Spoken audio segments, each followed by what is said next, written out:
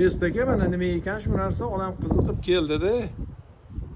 Hozir bizani uchastkamizda hayotimizga eng kerak bo'layotgan bu muhim narsa bo'lib qoldi. Sababki fasadlarimizga qushlar qo'nib, fasadlarimizni iflos qilib tashyapti. Rasoq tashyapti.